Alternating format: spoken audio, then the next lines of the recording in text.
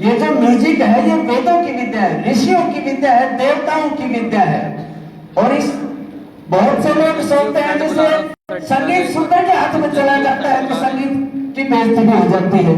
अब बहुत आप रेलगाड़ियों में देखते हो लोग संगीत का सहारा लेकर के मांगते खाते हैं, वो संगीत का अपमान है, ऐसा नहीं करना चाहिए। संगीत को मन से ही प्रयोग करना चाहिए क्योंकि ये बहुत उच्च कोटि की विद्या है। भगवान कृष्ण संगीत जानते थे, भगवान राम जानते थे, रावण जानता था, भगवान हनुमान जानते थे। तो लीजिए ज्यादा ने विषय आगे बढ़ाता हुआ हमारा ब्रह्मचारी है अभिनव, जितने भी राग हैं, जितने भी प्रकार का संगीत दुनिया में बना है, जब से धरती बनी है जब से आज तक, सारे संगीत का मूल आधार शास्त्रीय संगीत है। अगर शास्त्रीय संगीत नहीं हो तो नए लोक संगीत पैदा होगा, नए भक्ति संगीत पैदा होगा, नए पॉप संगीत पैदा होगा। इसलिए शास्त्रीय संगीत मूल आधार है संगीत का। तो ये बच्चा आपको क्लासिकल म्यूजिक सुनाएगा, शास्त्रीय संगीत सुनाएगा। राग है तिलक कामोद, इसमें भक्ति गीत बहुत गाए जाते हैं। जब कोई गायक फिल्म दुनिया में जाता है तो पहले उसको शास्त्रीय संगीत सीखना पड़ता है, ऐसा नहीं चला गया जाके गाने लगा। शास्त्रीय संगीत सीखे बिना कोई आज तक गायक बना ही नहीं है। आपने मंचों पे देखा है भजन सब गाते हैं, गीत सब गाते हैं, लेकिन शास्त्रीय संगीत बहुत कम मिलेगा। शास्त्रीय सभाएं होती है, पंडित भीमसेन जोशी जैसे गाते हैं, मोहम्मद रफी जैसे गाते हैं, महेंद्र कपूर जैसे गाते हैं उस संगीत को। तो ये बच्चा आपकी सेवा में तिलक कामोद राग सुनाएगा। ये रात्रि के दूसरे पहर में गाया जाता है। इसमें दोनों निषाद का प्रयोग किया जाता है, शुद्ध निषाद और कोमल निषाद। तो ये बच्चा आपके सामने आरो अवरो पकड़ फिर तीन ताल में बंधा हुआ है, खाली से शुरू होकर के सम पे समाप्त होगा। तो बच्चा अभिनव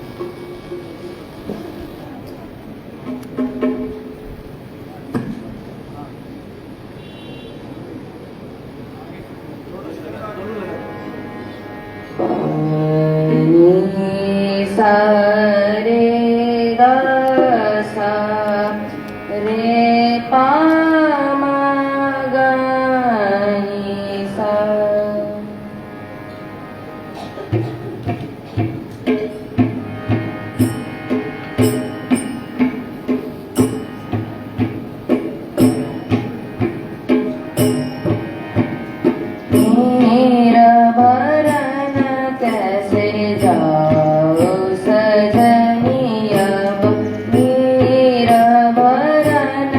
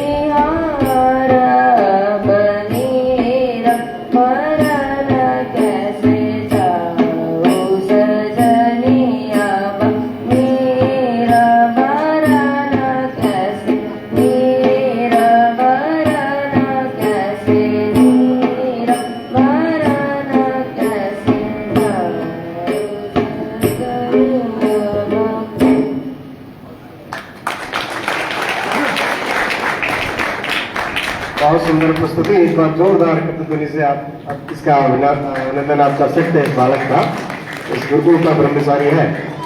अब मैं बहुत श्रद्धा के साथ, बहुत सम्मान के साथ आमंत्रित करूंगा हमारे बीच में बहरोड से चल करके आए हैं। महर्षि दयानंद योगधाम के संस्थापक हैं और महर्षि दयानंद के विचार के लिए, आर्य समाज के प्रचार के लिए जिन्होंने पूरा जीवन अपना समर्पित किया है, ऐसे हमारे बहुत ही आदरणीय आचार्य रामकृष्ण शास्त्री जी हमारे बीच उपस्थित हैं।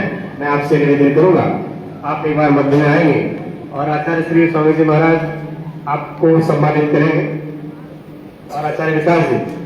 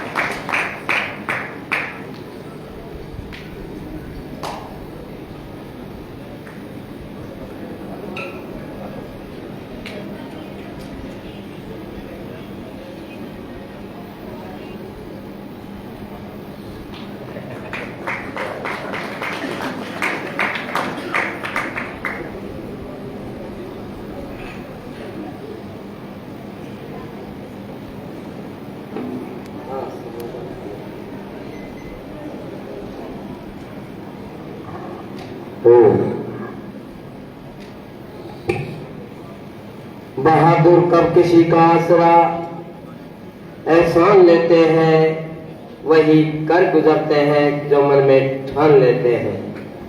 बाधाएं कब बांध सकी है, बाधाएं कब बांध सकी है आगे बढ़ने वालों की, विपदाएं कब मार सकी है मरता जीने वालों की। किस काम का वो दरिया, किस काम का वो दरिया जिसमें नहीं है पानी, जब जोश ही नहीं तो किस काम की जवानी। आज सम्मान के योग्य ये विद्यार्थी संस्कार शिविर जो यहाँ पर चल रहा है और हमारे आचार्य जी गुरुकुल के प्राचार्य श्री सत्यवर्त जी और आचार्य विकास जी, ब्रह्मचारी जी और पूज्यपाद स्वामी जी महाराज अनंत देव जी और हमारे महात्मा यश देव जी और परम पूज्य आचार्य जी परमानंद जी महाराज, श्रीमान अरविंद राणा जी और श्री जसवंत आर्य जी और इस पूरे शिविर के संयोजक प्रोफेसर जयवीर आर्य जी और सभी अतिथि महानुभाव, गार्जियन लोग, प्रिय आर्यवीरों। ये शिविर विद्यार्थी संस्कार शिविर जो यहाँ पर लगा है और मेरे भी पुरानी स्मृतियां याद आ रही है। मैं गुरुकुल इंद्रप्रस्थ में पढ़ता था उसकी ये किशनगढ़ गुरुकुल घासेड़ा, जिस समय स्वामी सत्यवेद जी ये दोनों गुरुकुल चलाते थे, एक वैदिक आश्रम था। तो मैं बहुत बहुत धन्यवाद, आचार्य जी ने भी काफी हमारी फोन पर बात होती थी, लेकिन सौभाग्य हुआ कि ये प्रोफेसर जयवीर जी के माध्यम से आज मुझे यहाँ आने का अवसर मिला। और ये विद्यार्थी संस्कार शिविर जो हम प्रति वर्ष युवा चरित्र निर्माण के शिविर से, आयुर्वेदों के शिविरों से हम लगातार इन शिविरों से एक दिनचर्या मिलती है। जब विद्यार्थी, मैं तो विद्वानों के सामने कुछ नहीं बोल पाऊंगा, लेकिन मैं ये कह सकता हूं कि ये संस्कार जो अभी हमने राणा जी ने वो जो कला सिखाई थी आपके बीच में, ऐसी कलाएं बहुत है जो हम कैंपों में जब लगाते हैं तो तीर के निशान से जब गोली मारता है तो आप भी समझ नहीं सकते कि वो निशाना वही जाएगा जहां उसने लगाना है। तो ये गुरुकुल के ब्रह्मचारी और ये नए ब्रह्मचारी ने भी एक बहुत बड़ी कला जो आचार्य जी बता रहे थे कि इसको ये कहेंगे तो गुरुकुल में बदलेंगे, तो काफी देर तक आचार्य जी ने उसको कहा तो आप उसकी कला आपने देखी। तो ये नए बच्चे हैं अगर वो संस्कार डालना चाहते हो तो सीढ़ी की जो दिनचर्या तो पेड़ बदल जाता है। और अपने बच्चों को गुरुकुलों में डालकर एक संस्कारवान बच्चा बना सकते हो, आचार्य बना सकते हो और बड़े बड़े पदों पर प्राप्त कर सकते हैं। तो निश्चित रूप से क्योंकि समय की सीमा है, मैं भी 1-2 मिनट का ही ये समय दे पाऊंगा तो निश्चित। तो अब मैं 2 लाइन में बोलकर अपने वक्तव्य को विराम दूंगा। सभी एक बार तालीम का देंगे, बच्चे मेरे साथ बोलेंगे। प्यारे बच्चों भूल न जाना गुरुओं के उपकारों को, गुरुओं के उपकारों को भूल न जाना, गुरुओं के उपकारों को, गुरुओं के उपकारों को सदा सदा कर रखना उनके दिए हुए संस्कारों को, दिए हुए संस्कारों को। प्यारे बच्चों भूल न जाना गुरुओं के उपकारों, गुरुओं के उपकारों को।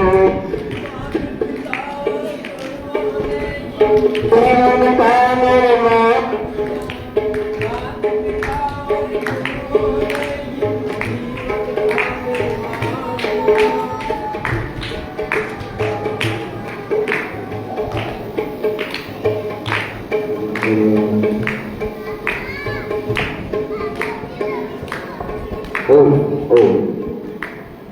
माता पिता और गुरुओं ने ही जीवन का निर्माण किया, उनके जीवन ज्योति से जीवन का दिया जला दिया, जीवन का दिया जला दिया। जान से ज्यादा प्यार व करते, जान से ज्यादा प्यार व करते अपनी आंखों के तारों का, अपनी आंखों के तारों का।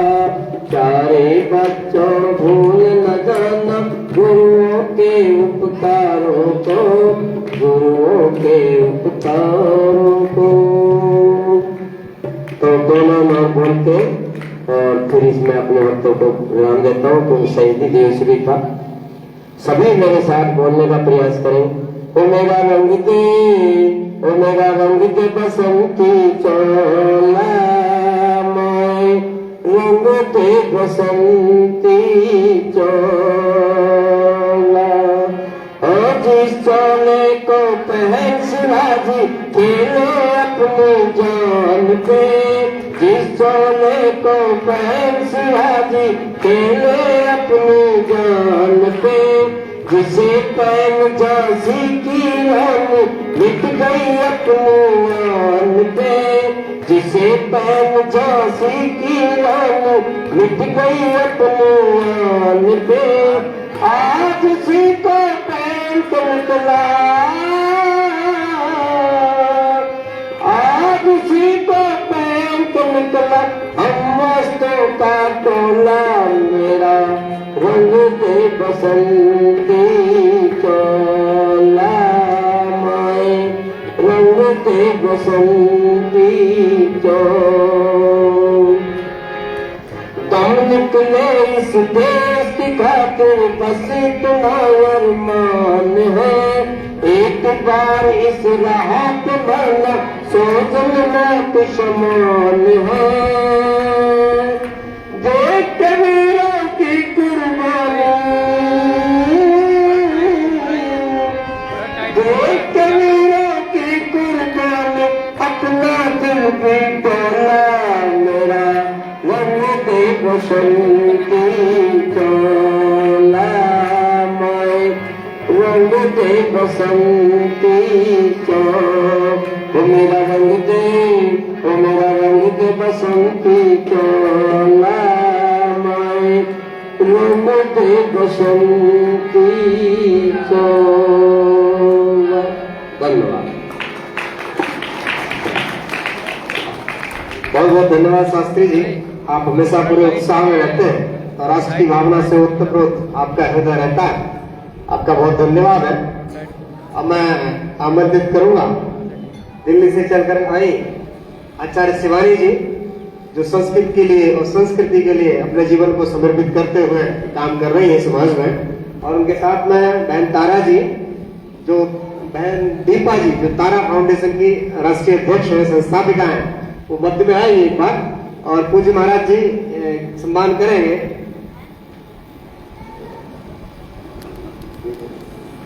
एक बार मध्य में आ जाएगा।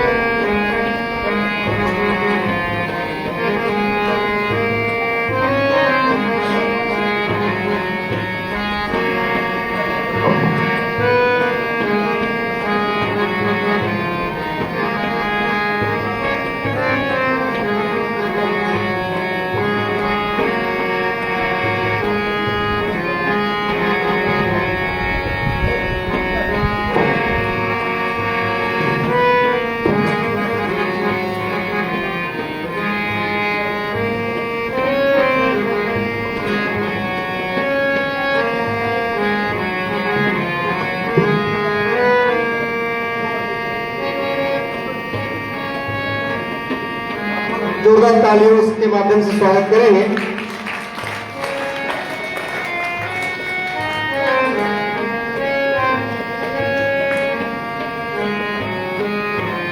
आचार्य शिवानी जी भी गुरुकुल की स्नातिका है। अब मैं निवेदन करूंगा आचार्य शिवानी जी से कि 2 मिनट अपने विचार प्रस्तुत करें। आचार्य शिवानी जी।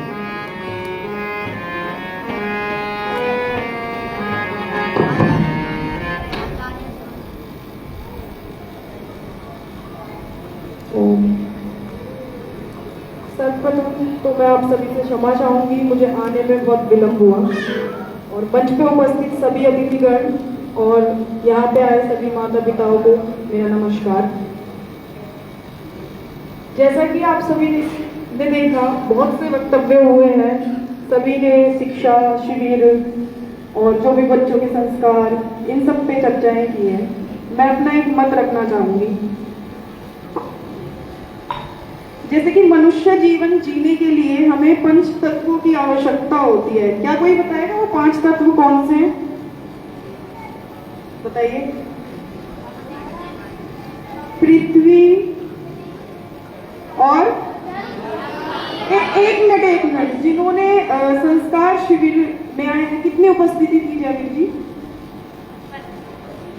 हाँ, 55 बच्चे जिन्होंने संस्कार शिविर लिया है। उनमें से कोई बताएगा? बताइए। चलिए, ज्यादा समय न लेते हुए, पृथ्वी, अग्नि, जल, वायु, आकाश, जिस प्रकार मनुष्य को अपना जीवन जीने के लिए इन 5 तत्व की सबसे महत्वपूर्ण आवश्यकता होती है, उसी प्रकार विद्यार्थी को अपना जीवन यापन करने के लिए भी 5 तत्वों की लक्षण कौन से हैं? गुरुकुल वालों से पूछ रही हूँ मैं, बताइए। बताओ।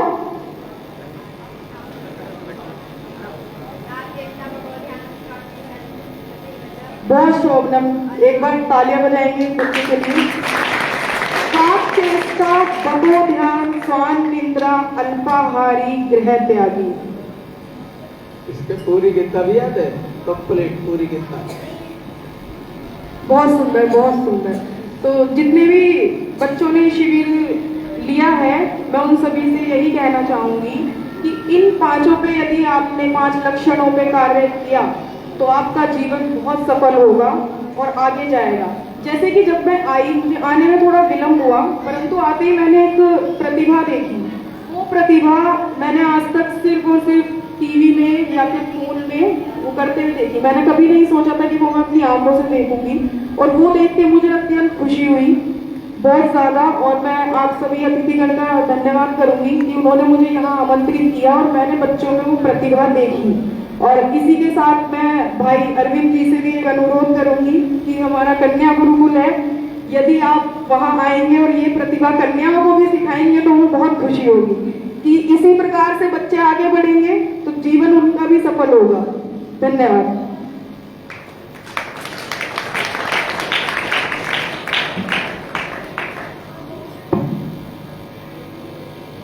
बहुत बहुत धन्यवाद आचार्य शिवानी जी कि आप खुद स्वयं आचार्य हैं, तो वही शैली आपकी बच्चों से बात करने की है। आपने हमें दिल्ली से आकर के चल करके यहाँ गुरुकुल परिवार के लिए आपने समय दिया। गुरुकुल परिवार आपका बहुत धन्यवाद और आभार व्यक्त करता है। अब मैं इसी के साथ मैं आमंत्रित करूंगा, हमारे बीच में उपस्थित हैं रसिकाचार्य आचार्य परमात्मा दास महाराज जी, जो गीता कुलम फाउंडेशन के फाउंडर हैं, संस्थापक हैं। और मुख्य बात यह है कि वो पूरे देश और दुनिया में भारतीय सनातन संस्कृति का एकदम ध्वज ऊंचा करने का काम कर रहे हैं। कई देशों की यात्रा आप कर चुके हैं और आप इसी गुरुकुल के प्रोडक्ट हैं, ये बड़ी बात है। जिस प्रकार से बच्चे बैठे, किसी दिन ऐसे ही वो बैठे थे और आज मंच पर बैठे हैं, हमें उनका मार्गदर्शन मिलेगा। मैं बहुत स्वागत आपका करता हूँ आचार्य रसिकाचार्य जी पर।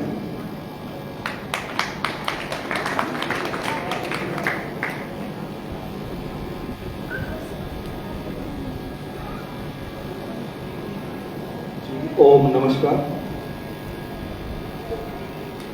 तो सत्र जो है अभी समापन की ओर है। ये व्यवस्था तो हमने इसलिए बनाई थी ताकि बीच में आप लोग हमारे बच्चों की प्रतिभा देख सके। तो वे काम करके थोड़ा सा आगे आ जाते हैं, है ना। जो लोग पीछे बैठे हैं वो भी आगे आ जाओ, बेटा आप लोग भी आगे आ जाओ, और आप लोग भी बच्चों इधर आगे की तरफ आ जाओ। और आप लोगों के चारों को देखिए, मुझे पता है कि अभी जो है भोजन का भी समय हो गया है ना। तो हमें संस्कृत में जब श्लोक पढ़ाया जाता था तो सबसे वो श्लोक पूरा याद नहीं हुआ, उसकी सिर्फ एक सूक्ति याद रह गई कि सतम विहाय भोक्तव्यम, 100 काम छोड़ करके व्यक्ति को खाना खाना चाहिए, है ना। तो आप लोग भी आगे आ जाइए। आप सभी लोगों से भी अनुरोध यही है कि आप भी आगे आए तो थोड़ा सा आप लोगों से भी संवाद हो पाएगा, क्योंकि अभी थोड़ी देर में हम पहले अपने ब्रह्मचारियों को भेजेंगे भोजन के लिए और फिर आप लोगों को भी भोजन कराएंगे। माता जी बहनों आप लोग भी कृपा करके आगे आ जाए। उससे क्या होगा ना कि मेरा आप लोगों से बातचीत करना, संवाद करना थोड़ा सा आसान और सरल हो जाएगा। और कोई बच्चे इधर उधर घूम रहे तो आ जाए। हमारे सतवा महाराज, सतवा बाबा को बुला लो, तो अभी आज पट्टाभिषेक समारोह होना है।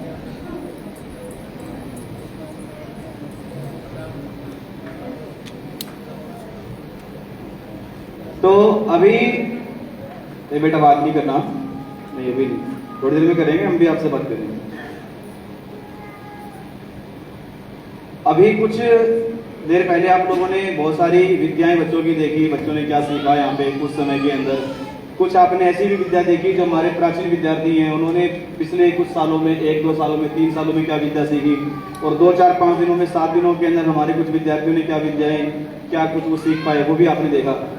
तो वो तो चर्चा का विषय हुआ ही, अभी तक उस पर चर्चा हो भी चुकी है, बातचीत काफी लंबी भी हो चुकी है। हम इस चर्चा को आगे बढ़ाएंगे क्योंकि जो हमारा मुख्य विषय है आज का, जिसलिए हम आज यहाँ पे एकत्रित हुए हैं, उस पर चर्चा करना बहुत आवश्यक है। और उसके बाद हम ब्रह्मचारियों को भेजेंगे भोजन के लिए, फिर हम अभी अभिभावकों से जो है संवाद करेंगे। क्या है कि जब हमें गुरुकुल में भेजा गया पढ़ने के लिए, और जब हम यहाँ पर कुछ साल रहे और जब यहाँ से निकले, तो सबसे पहला हमारे सामने सवाल ये था कि हम करेंगे क्या, हमारा करियर क्या होगा।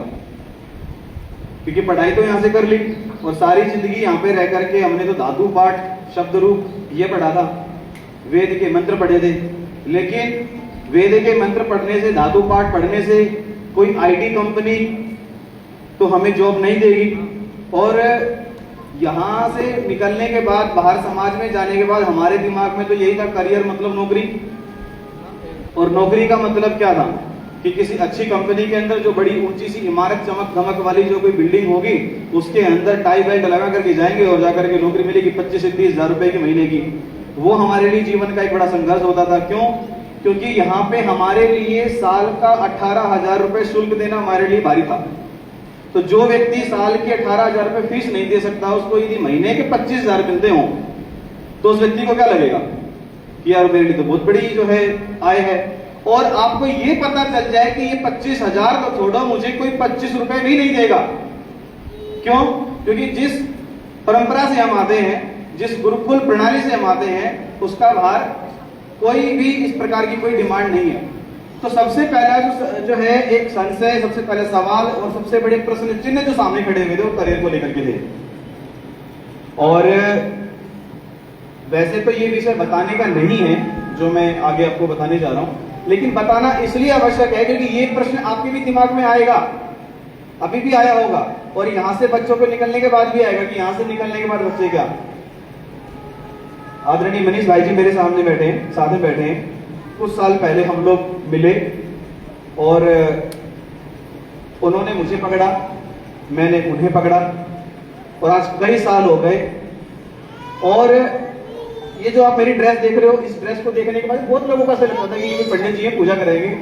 मेरी कंपनी में जाने के बाद भी लोगों को ऐसे लगता था। स्टाफ भी कई बार मनीष जी को बोलते थे कि जो पंडित जी आए वो आज कुछ पूजा के लिए आए हैं क्या, ऑफिस में कोई पूजा रखी है क्या। एक और हमारे साथ में भाई साहब है जो आज गुजरात में यहाँ पे हमारे साथ में नहीं है। हम लोगों ने मिलकर के इस ड्रेस में रह करके, आचार्य मनीष जी हमने गुजरात में जाकर के, जो कि हमारा राज्य भी नहीं है, मैं हरियाणा से ही रहने वाला हूँ, गुड़गांव से, 5 साल के अंदर अपने 2500 करोड़ रुपए की कंपनी खड़ी कर दी। और हमने कहा ये गुरुकुल कर सकता है। क्यों? क्योंकि गुरुकुल का ही तो मैनेजमेंट है ना। अच्छा, गुरुकुल से अच्छा मैनेजमेंट कहां होगा जहां पे हम अध्यापक को ये बेवकूफ बना सकते हैं कि क्या नाम है, जहां पे 4 बजे उठने का समय हो और अध्यापक एक बार आकर के चक्कर लगा के जाए, कौन कौन उठा रहे कौन कौन नहीं उठा, और अध्यापक देख के चला जाए और ये कहे हाँ जी सब उठ गए, और उसके बावजूद भी एक बच्चा उस हॉल में सो रहा है। तो मैनेजमेंट हम मैनेज करते थे इस चीज को। तो वो मैनेजमेंट की स्किल तो हमारे अंदर बचपन से थी। जिस ब्रह्मचारी के अंदर, जिस छात्र के अंदर ये स्किल हो कि हाँ जी कक्षा में कितने बच्चे हैं, 20 हैं, हाजिरी हो गई जी, कितने बच्चे जी पूरे थे, 5 बच्चे फिर 20 हो गए, that was the management. Basically मैं उस चीज के लिए मोटिवेट नहीं कर रहा हूं, मैं आपको एक चीज बता रहा हूं कि हम यहाँ पे एक परिसर में 4 दीवारी के अंदर रहे, और हमें इस 4 दीवारी के अंदर, अब तो खैर बच्चों को, अब तो वो समय भी नहीं है कि बच्चों को प्रताड़ना मिले, मारा जाए, ऐसा कुछ है नहीं। हमारे समय के अंदर तो जो है हमारी सर्विस ऐसे होती थी जैसे आप लोग कार को सर्विस में देते हो, है ना, अंदर से भी धुल देते हैं उसको, बाहर से भी धुल देते हैं। तो हमारे जो प्राचार्य जी बैठे ना, ये हमें इन्होंने अच्छे से धोया है। पीछे दीवार भी थी, उनकी गाड़ी सामने से आती थी, और वो एक नियम बना रखा था इन्होंने संस्कृत में बात करने का। तो शास्त्री जी के बुलाए दिखे नहीं और यहाँ पे संस्कृत में संवाद शुरू हुआ नहीं। और उसका कारण ये था, मैं पता था कि जो है फिर अच्छे से धोबी या धोए चाहे सारी उमरिया, धोबी से अच्छे से नहीं धो सकता था जितने अच्छे से इन्होंने धोया है ना। तो जो आज चमक धमक आपको दिख रही है, वाणी के अंदर दिख रही है, चेहरे पे दिख रही है, वो एक धुलाई यहाँ इस वॉशिंग मशीन से हुई है। ये गुरुकुल वो सर्विस सेंटर है जिन्होंने हमारी सर्विस की है। अब ये चर्चा का विषय मैं आपसे क्यों कर रहा हूँ, क्योंकि जब हम अपने बच्चों को लेकर के आते हैं ना गुरुकुल के अंदर, हम चाहते तो हैं कि हमारा बच्चा सबसे अच्छा ऐसा बने, लेकिन गुरुजी इसके उंगली मत लगाना, गुरुजी इसको मारना मत। अब मैं ये नहीं कह रहा हूं कि आपके बच्चे को मारेंगे, पर मैं आपको ये बता रहा हूं, देखो मारपीट का परिणाम तो ये खड़ा, एक वो बैठा। इस चीज के लिए मोटिवेट नहीं किया जा रहा है, लेकिन यहाँ पे आपको एक चीज को ध्यान में रखना पड़ेगा कि गुरुकुल की जो शिक्षा प्रणाली है वो बाकी स्कूलों से अलग है। अब पढ़ते तो हमारे बच्चे भी फिजिक्स केमिस्ट्री में थे, पढ़ा तो हमने भी वही केमिस्ट्री का फॉर्मूला है, पढ़ी तो हमने भी वही ट्रिग्नोमेट्री है जो बाहर के बच्चों ने पढ़ी है। तो बाहर के बच्चों में हमारे में फर्क क्या हुआ, क्योंकि बाहर के बच्चे सिर्फ 4 बजे नहीं उठे, उन्होंने सुबह उठ करके प्रातः बंधन नहीं किया, उन्होंने सुबह उठ करके ये आदि अनुष्ठान नहीं किए। तो हमारी स्किल जो है एक्स्ट्रा डेवलपमेंट हो गई बाहर के बच्चों की अपेक्षा। और उस समय जो मैं भी आपको चर्चा कर रहा था, मैंने उस समय पे संकल्प लिया कि लोग इस ड्रेस को देख करके ऐसा सोचते हैं कि कोई पंडित होंगे, कोई बाबा जी होंगे, महाराज कोई जो है प्रवचन करने के लिए आए होंगे। मैंने कहा आए हैं, अभी करेंगे प्रवचन बिजनेस का। How can we learn business from the fundamentals of Bhagavad Gita and the fundamentals of the Vedas. तो हमने किया और हमने समाज को सिखाया। हमारे योगी बाबा कहते हैं ना कि एक हाथ में माला तो एक हाथ में भाला। तो हमने भगवत गीता पढ़ी, लेकिन भगवत गीता से बिजनेस कैसे सीखा जाए हमने वो भी समाज को पढ़ाया। क्योंकि इससे अच्छा मैनेजमेंट कहां मिलेगा कि 5 पांडव 5 भाई खड़े हैं और वहां पे 100 भाई खड़े हैं और 5 भाइयों को 100 भाइयों से लड़वा दिया। That was the management of Lord Krishna. और लड़वाया ही नहीं, जितवा भी दिया, that was the leadership quality of Lord Krishna.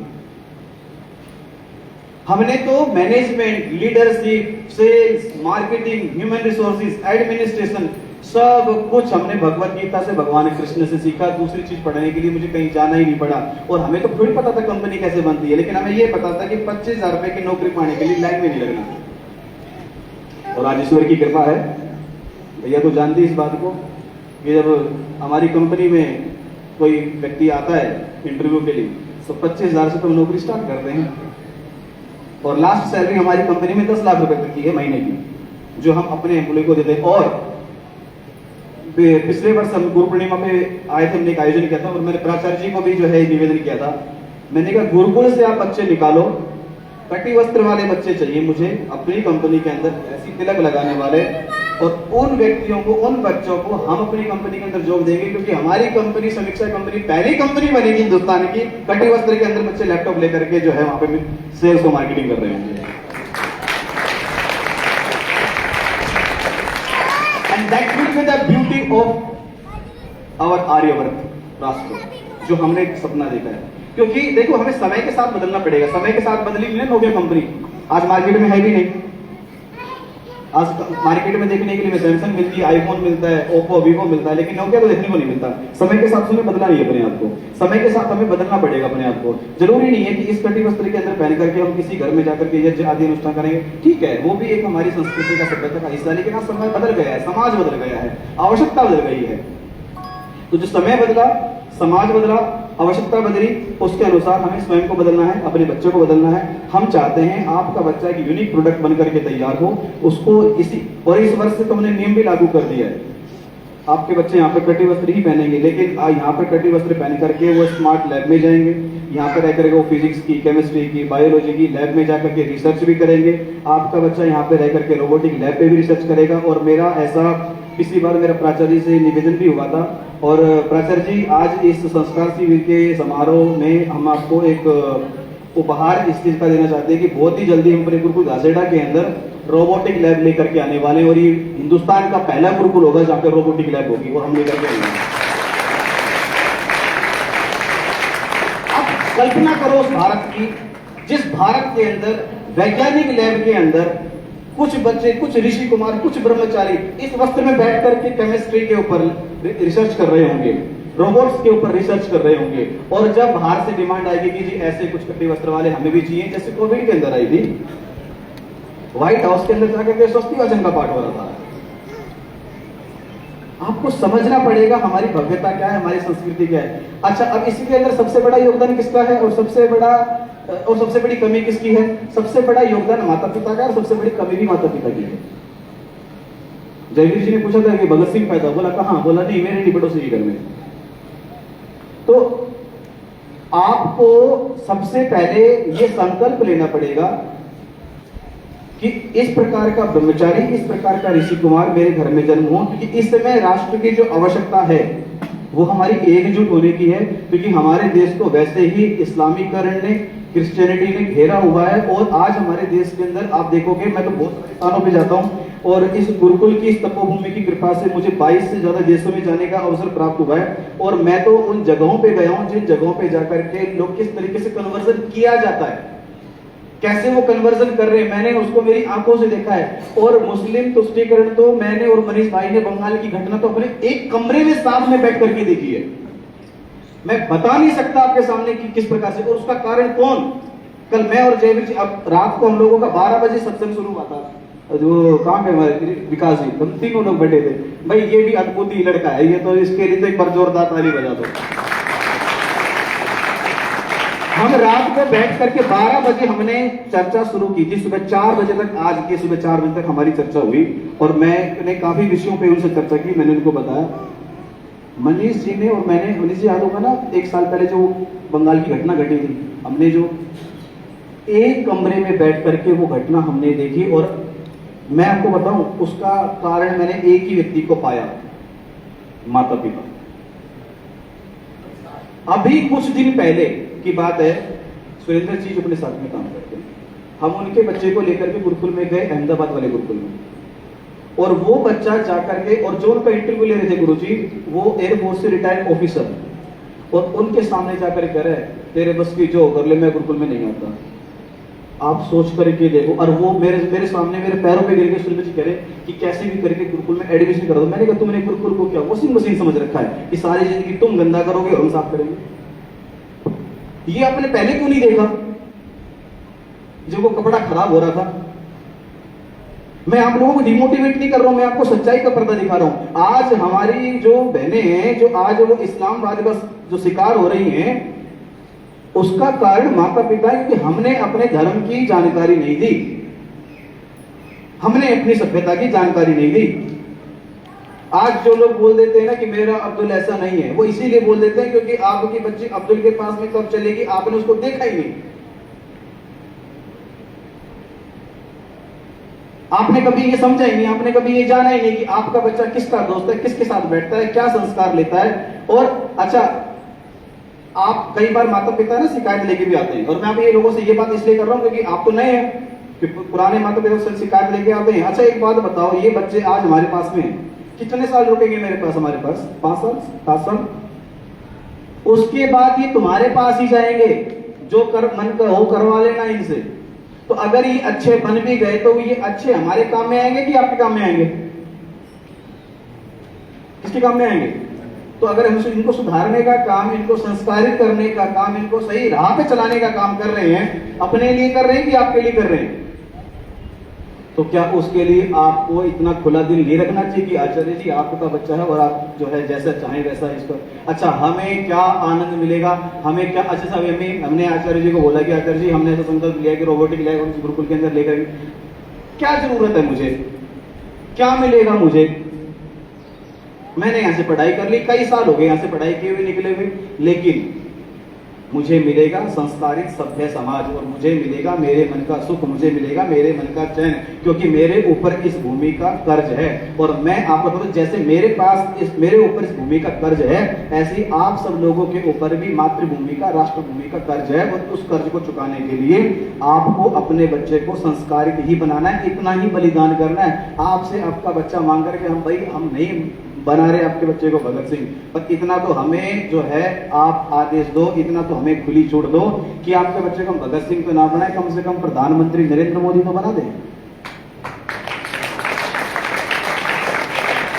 हमने गीता कॉलम जो शुरू किया है ना, और ये चर्चा भी हुई, मेरी कई बार हुई थी, विकास से भी हुई थी। विकास ने मेरे को कई बार बोला कि भ्राता जी हम भी एक गुरुकुल का निर्माण करेंगे। मैंने कहा गुरुकुल तो बहुत सारे बने हुए हैं, ऑलरेडी गुरुकुल चल रहे हैं। हमने जो गीता कॉलम बनाया उसका मतलब पता है क्या है, कि जो बच्चे हैं ना वो तो यहाँ आएंगे गुरुकुल कासेड़ा में, और अब जो बच्चे के माँ बाप है ना वो गीता कॉलम में रहेंगे। हमने आप लोगों के लिए व्यवस्था करी है, ऋषिकेश में हम लोगों ने जमीन लेकर के हम भी एक गुरुकुल खोलने जा रहे हैं, लेकिन उस गुरुकुल में एडमिशन गुरुजी माता पिता का होगा। आपके पास में जो पेरेंट्स यहाँ पे आए ना, तो बोलना जी आपका दाखिला ऋषिकेश में, बच्चों का दाखिला यहाँ पर है ना, तो एक एडमिशन वहां पे, क्योंकि आप लोगों का पढ़ा होना, आप लोगों का संस्कारित होना भी उतना ही जरूरी जितना बच्चों का। बच्चे तो हम अच्छे बना देते हैं, इतनी मुश्किल से 5 साल 7 साल मेहनत करते हैं। अच्छा उसके बाद जब है बच्चा वहां जाता है घर पे, फिर कहते हैं जी आप बच्चा तो बिगड़ गया जी, बच्चा तो ऐसा हो गया। भाई वो 5 सालों में 7 सालों में क्यों नहीं बिगड़ा? ऐसा आप लोगों ने क्या किया उसके साथ में कि वो बिगड़ गया? ये बहुत बारीकी वाली बात है, बहुत छोटी छोटी चीजें हैं। ये आप लोगों से संवाद इसलिए किया जा रहा है कि आप एक बार जब अपने बच्चे को यहाँ पे छोड़ के जाएंगे तो आपको कम से कम 5 से 7 साल का धैर्य रखना पड़ेगा। जिस प्रकार से 5 से 7 दिनों के अंदर में छोटी छोटी चीजें सिखाई हैं, तो 5 से 7 सालों के अंदर आपके बच्चे को क्या धुरंधर हम बना सकते हैं वो हमें पता है। धुरंधर देखी ना आप लोगों ने? कितनों ने देखी धुरंधर? कोई आया धुरंधर देखो? भाई सब देख के आए, आप लोग भी धुरंधर ही रहे हो, आपको पर कर दो ठीक से यार। हाँ तो आप तो देखिए धुरंधर के जैसे ही रहे हो। मैं भी देख के आया, 2 बार देखा मैंने इसी, और मैं पहले दिन पहला शो देख के आया था अहमदाबाद में। तो आपके बच्चों को धुरंधर कैसे बनाना है वो हमें पता है। अब आप कहोगे हमें नहीं पता, नहीं आपको नहीं पता। अगर आपको नहीं पता तो आप यहाँ बड़ी होते थे, आपको पता होता तो आप इसको जो है घर पे बना लेते। इसलिए मैं कह रहा हूं हमें पता है, क्योंकि हम लोगों ने यहाँ पे अपना जीवन दिया है, आचार्य श्री जी ने जीवन दिया है, स्वामी जी ने जीवन दिया है, और हमने तो घिसा है अपने आप को यहाँ पे। हम तो उस उम्र में यहाँ पे आ गए थे जिस उम्र के अंदर तो जो है दूध के दांत नहीं टूटने होते। और हमने तो इस गुरुकुल के अंदर गर्मियों की छुट्टियां पड़ जाती, हम तो तब भी गुरुकुल से घर पे नहीं गए, सारा जीवन बिताया यहाँ पे आचार्य श्री जी के पास में रह करके। और उन्होंने हमें रखा भी माता पिता की तरह ही है। उन्होंने भी हमें कभी इस चीज का एहसास नहीं होने दिया। और मैं आपको एक चीज का आश्वासन दे सकता हूं, और इससे बड़ी बात नहीं कह सकता मैं, आज तक शायद मैंने कभी इस बात को मुख्य रूप से, कभी सामाजिक रूप से मैंने इस बात को नहीं कहा, और आज मैं पहली बार इस बात को कह रहा हूं। शायद मेरे घर के अंदर मेरे माता पिता भी मुझे उस तरीके से नहीं रख पाते जिस तरीके से इस गुरुकुल ने मुझे रखा है। मैं आपको ये कहना चाहता हूं, आप भी अपने बच्चे को उस तरीके से नहीं रख सकते जिस तरीके से आचार्य जी यहाँ पे रखेंगे। ये आपको समझना पड़ेगा, त्याग करना पड़ेगा, और आपके बच्चे हमारे ही बच्चे हैं, और हम चाहते हैं कि हम उनको कुछ ऐसा बनाएं, कुछ ऐसी भव्यता, कुछ ऐसी दिव्यता इस राष्ट्र को सौंप करके जाएं कि लोग देख करके गए कि हाँ यही वो वही भारतवर्ष है। और मैं हमेशा लोगों से कहता हूं कि ये भारतवर्ष वो भारतवर्ष है जहाँ पे विवेकानंद मरते नहीं है, पैदा होते हैं, है ना। तो विवेकानंद किस रूप में पैदा होते हैं, श्रद्धानंद दयानंद किस रूप में पैदा होते हैं, वो हम एक एग्जाम्पल के रूप में ये गुरुकुल है। इस गुरुकुल से बहुत सारी भावनाएं जुड़ी हैं, कहने को बहुत सारे शब्द हैं। तो आप लोगों से संवाद इतना ही था, आगे का संवाद प्राचार्य जी करेंगे। मैं आप लोगों से निवेदन ये करता हूं कि आप लोग इस पे सोचें, समझें, विचार करें, और इसलिए ना विचार करें कि आपके बच्चे को हम पढ़ाएंगे, इसलिए विचार करें कि आज के समय में राष्ट्र को आवश्यकता है। अभी जैसे मैं बोल रहा हूं, आपको बहुत अच्छा लग रहा होगा, लग रहा है अच्छा। और ऐसा ही जो है, जब मैं बोलता हूं ना तो मेरे को लोग बोलते हैं कि जी आप बोलते बड़े अच्छे हो, और है ना आपको हम किसी कार्यक्रम में बुलाना चाहते हैं। मैं कहता हूं कि आपका बच्चा मेरे को सौंप दो, ऐसे ही बोलेगा जैसे मैं बोल रहा हूं। ये नहीं कर सकते, बच्चा नहीं दे सकते आपको। तो ऐसा नहीं है, आपके बच्चे को कोई बाबा जी नहीं बनाने वाले। बाबा जी हमारे पास में एक ही होते हैं, और वो बहुत बढ़िया काम कर रहे हैं हमारे पास में, है ना। महाराज जी बहुत अच्छा काम कर रहे हैं। आपके बच्चों की हम शादी भी करवा देंगे, ब्याह भी करवा देंगे, लेकिन आपका बच्चा राम तो बने भाई। आपके बच्चे के अंदर राम के जैसी मर्यादा तो हो, आपका बच्चा गृहस्थ बने। अब कल और मैं जयवीर जी में चर्चा कर रहा था, मैंने कहा बड़ी विडंबना वाली बात ये, मैंने कहा अच्छे अच्छे लोग तो बाबा जी बन गए, और खराब खराब लोग जो है ब्याह कर रहे हैं, तो कूड़ा करकटी समाज में पैदा होगा हमारे अच्छा। क्योंकि जिस भी अच्छे व्यक्ति से बात करें तो कहते जी यार उसका भी डर जाएगा, क्योंकि अगला व्यक्ति जो है वो न्यूज़पेपर के अंदर जो है या न्यूज चैनल के अंदर नीले ड्रम को देख करके आया है, तो भयभीत होना उसका भी जायज है। लेकिन समस्या दूसरी यहाँ पे आ रही है कि जो लोग विवाह कर रहे हैं वो कूड़ा करकट पैदा कर रहे हैं, और कूड़ा करकट पैदा करने के बाद में कहते हैं जिसको सुधार दो। तो गुरुकुल है जी, ये डस्टबिन नहीं है, ये ध्यान रखना। और अगर आप फिर भी यहाँ पे जो है अच्छे बच्चों को छोड़ करके जाते हो, अच्छे बच्चे को और अच्छा बनाने का काम हमारा है, लेकिन उसके लिए आपका त्याग, आपकी तपस्या और आपका धैर्य, इसका त्याग, ये दान गुरुकुल को आपको देके जाना पड़ेगा। गुरुकुल में शिक्षा देते दान देते थे ना, आपको भी दान देना पड़ेगा धैर्य का। तो धैर्य का दान देंगे तो हम अच्छी प्रोडक्टिविटी पैदा कर पाएंगे। और एग्जाम्पल के रूप में तो बहुत सारे एग्जाम्पल हैं। शास्त्री जी हमारे सामने बैठे प्राचार्य, कितने सालों से यहाँ पे तपस्या कर रहे हैं। 35 वर्ष मेरे ख्याल से प्राचार्य जी आपको शायद हो गए ना, यहाँ पर 35 वर्ष इस भूमि पे हो गए हैं। जीवन का कितना बड़ा हिस्सा उन्होंने यहाँ पे दे दिया है, आप सोचें इस बात में। 35 वर्ष की उम्र में हमारे भाई बंधु हमारे क्या कर रहे होंगे वो आप लोगों को अच्छे से पता है। उन्होंने 35 वर्ष का समय गुरुकुल में दे दिया। आचार्य श्री होशियार जी यहाँ बैठे, आचार्य श्री भवानी सिंह जी यहाँ बैठे, और भी आचार्य जी यहाँ पे, आचार्य श्री गिरीश जी बैठे। ये सारे तो वो लोग हैं जो मेरे समय से हैं, जिन्होंने मुझे पढ़ाया। आचार्य मैं तो कभी देखता हूँ आचार्य श्री होशियार जी जिन्होंने हमें हिंदी पढ़ाई है। मैं सच बता रहा हूँ, तारीफ की बात नहीं है प्राचार्य जी, मैंने हिंदुस्तान घूमा, मैंने हिंदी का वैसा अध्यापक नहीं देखा, और मैं बहुत सारे गुरुकुलों में गया। आचार्य श्री गिरीश जी बैठे हैं यहाँ पर। ये हमें जब पीटते थे, इनके डंडों की शुरुआत 150 की संख्या से शुरू होती थी। सच बोल रहा हूँ, मैं तो सामने बोल रहा हूँ। लेकिन इनके जैसा साइंस का और गणित का मैंने अध्यापक नहीं देखा।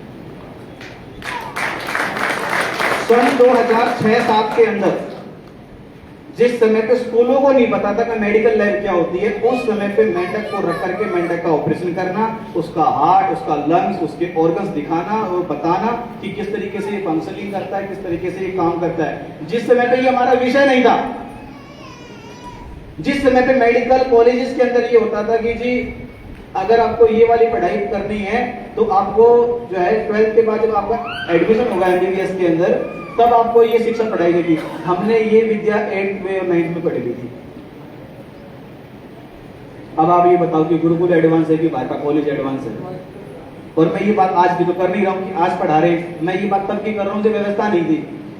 और ये उस समय का हिंदुस्तान का पहला गुरुकुल था जिसके अंदर मेडिकल लैब थी, इसलिए मैंने कहा हिंदुस्तान का पहला गुरुकुल होगा जिसके अंदर रोबोटिक लैब होगी, क्योंकि अभी तक तो नहीं है। और बहुत ही जल्दी प्राचार्य जी इस पे काम किया जाएगा, क्योंकि मैंने अभी तक ये विषय आपके सामने इसलिए रखा था क्योंकि अभी तक हम इस पे काम कर रहे थे। तो किस तरीके से रोबोटिक लैब तैयार की जाती है, और अभी वर्तमान में गुड़गांव में मनीष भैया एक लैब तैयार की है, ठीक है। तो हमें समझ में आ गया कि किस तरीके से होती है, क्या एक्सपेंसेस आते हैं और किस तरीके से कितना उसके लिए स्पेस चाहिए होता है, कितनी जगह चाहिए होती है। मेरे ही एक परिवार में छोटे भाई हैं, उन्होंने बीटेक किया हुआ, एमटेक किया हुआ है और कुरुक्षेत्र यूनिवर्सिटी से वो गोल्ड मेडलिस्ट हैं, उन्होंने उस पर काफी रिसर्च किया। तो हमें समझ में आ गया कितना स्पेस चाहिए, कितना एक्सपेंसेस चाहिए और कितने समय के अंदर ये लैब तैयार होगी। मुझे ये भी समझ में आ गया कि जब हमारे बच्चे यहाँ से थर्ड आई एक्टिविस्ट वाले निकलेंगे, जब यहाँ से बच्चे जो है रोबोटिक लैब के ऊपर रिसर्च करेंगे, और जब यहाँ से बच्चे राजनीति में भी निकलेंगे, देखेंगे शायद वो धर्म जिसमें कोई आपको अच्छा मुख्यमंत्री मिल जाए हरियाणा के अंदर, ऐसी संभावना है। तो नहीं, मैं अपनी बात नहीं कर रहा, मैं जयवीर जी की बात कर रहा हूँ। हाँ, आप मेरी तरफ से ऐसे ना देखें, मेरे को देखेंगे तो फिर आप किसी अच्छे पद पे देखेंगे, ऐसे बाकी तो हमारे मनीष भाई हैं, हरिबोल। खैर, विनोद का विषय हट करके आगे क्रम को बढ़ाते हैं। आप इस पे ध्यान दें, मनन करें, चिंतन करें। कुछ समय का संवाद आप लोगों से प्राचार्य जी करेंगे, बच्चों से और अभिभावकों से साथ में, कुछ समय का। फिर ब्रह्मचारी आप लोग चले जाएंगे भोजन करने के लिए, फिर डायरेक्ट संवाद प्राचार्य जी आप अभिभावकों से करेंगे। तो मैं आदरणीय श्री प्राचार्य जी को आमंत्रित करता हूं, तो एक बार करताल ध्वनि के साथ में स्वागत करेंगे।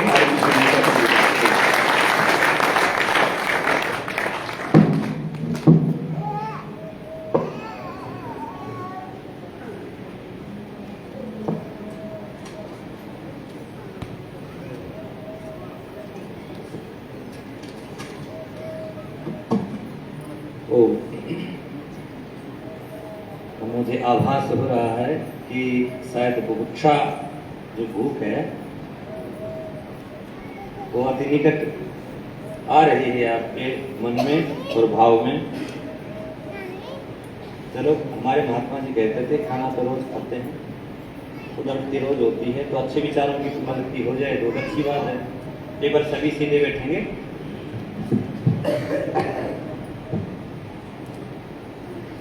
एक बार श्वास को पूरित करते हुए और ओम का उच्चारण करेंगे।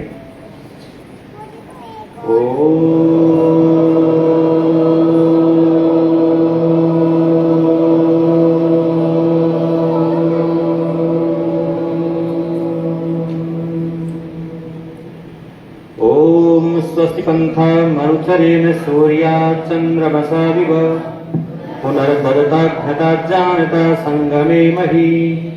ओम शांति शांति शांति।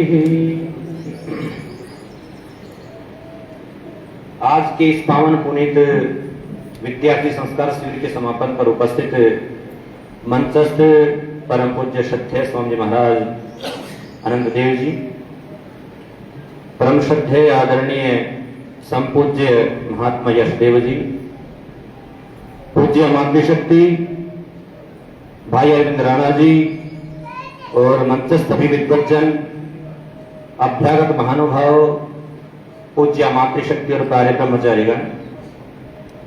अभी मेरे से पूर्व आप अनेक अनेक विद्वानों के श्रीमुख से अपने अपने विचारों को सुनने का, श्रवण करने का और जीवन में कुछ बनने और समझने का अवसर आपको मिला। आज मैंने कोई व्याख्यान, आदेश, उपदेश नहीं देना, ये तो आप क्रम सुन ही रहे थे। मेरा जो मूल उद्देश्य है आज का, वो सर्वप्रथम यही है कि जिस कार्य के संपादन हेतु हम आज एकत्रित हैं यहाँ पर, जिस कार्य को और अधिक कुशलता लाने के लिए इकट्ठे हुए हैं, एकत्रित हुए हैं, उसी के ऊपर चर्चा करने में सार्थक समझूंगा। देखो, सबसे पहले हमें यह समझना है कि हम यहां पर हम और अपने बच्चों को लेकर के क्यों यहां आए हैं। सबसे पहला स्टेप हमारा समझने का रहेगा कि हम अपने बच्चों को लेकर आपने एक मन में विचार किया कि गुरुकुल किशनगढ़ घासड़ा में अपने बच्चों को 7 दिन के लिए विद्यार्थी संस्कार शिविर में संप्रेषित करते हैं। सबसे पहले विचार आपके मन में आया। अब अगला विचार यह आया होगा कि वहां पर 7 दिनों में बहुत कुछ सीख करके आ जाएगा। अरे ज्यादा कुछ नहीं तो उठना बैठना बोलना चालना नमस्ते करना संस्कार छोटी छोटी बातें तो संभवतः सीख ही लेगा, क्योंकि 7 दिन की अपेक्षा तो इतनी हो सकती है जहां तक मैं मानता हूं। 7 दिन में क्या होता है आपको पता होना चाहिए। जब एक परिवेश से दूसरे परिवेश में प्रवेश करते हैं, हमारा तो वातावरण चेंज होता है, तो 2 से 4 दिन तो सिसकियां रुकती ही नहीं है बच्चे की, रोने से नहीं रुकता है वो। आप फिर उनको बुलाते हैं, बेटा ऐसा नहीं करते हैं, बेटा वैसा नहीं करते हैं। जो एक आप जब रूठ जाता है बच्चा, जो आप लोरी आप देते हो उनको, उन्हीं शब्दावली के माध्यम से अब जो है हम लोरियां सुनाते हैं उनको, तो 2 से 4 दिन तो उसमें व्यतीत हो जाते हैं हमारे। फिर थोड़ा सा ट्रैक पे आता है, फिर बार बार कहता है गुरुजी मेरी माता जी से बात करवाओ, गुरुजी मेरे पिताजी से बात करवाओ। फिर जो आत्मीयता है, जो संबंध है, जो प्रेम भाव है, उसको मैनेज करने में चले जाते हैं। तो ये जो अभी जो बेटा बात कर रहा था मैनेजमेंट का, जो अब वो मैनेजमेंट में हमें करना होता है। तो सर्वप्रमुख तो मैं बात ये कह पाऊंगा आपके समक्ष, जब बच्चों की प्रस्तुतियां प्रस्तुत हो रही थी तो यहां से एक बात कही गई कि 7 दिनों में बच्चों ने ये सीखा, 7 दिनों में बच्चों ने ये वो सीखा। और मैं ये कहना चाहता हूं, क्योंकि मेरे का स्वभाव है कि जैसे हमने पहले सुना था विद्वानों के श्रीमुख से कि जैसा आपका नाम है वैसा आपको बनने का प्रयास करना चाहिए। संस्कृत में कहते हैं यथा नाम तथा गुण, आपकी तरफ होना चाहिए, प्रयास करें आप। तो मुझे सपने जो है दिखाना अच्छा नहीं लगता, मुझे सपने साकार करने अच्छे लगते हैं। मुझे वो अच्छा लगता है कि जो हम आपके बच्चों को दे पाएंगे, जो हमें मन में संजो रखे हैं, मैं उसकी व्याख्या करने लग जाऊं और फिर आप हमसे अपेक्षा करने लग जाएं। क्योंकि विद्वान लोग कहते हैं जो अपेक्षा करता है वो व्यक्ति कमजोर होता है, और अपेक्षा करनी भी नहीं चाहिए, क्योंकि अपेक्षा व्यक्ति को अंदर से कहीं ना कहीं कमजोर करती है।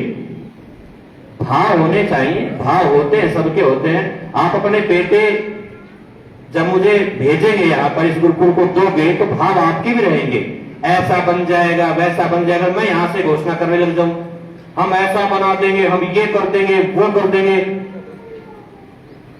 ऐसा भाव आता है। विद्वान लोग ऐसा कहते हैं। ये जो करना और न करना होता है ना, ये संस्कारों के ऊपर डिपेंड होता है। हमारा और आपका सार्थक प्रयास ये एक स्टेप होता है।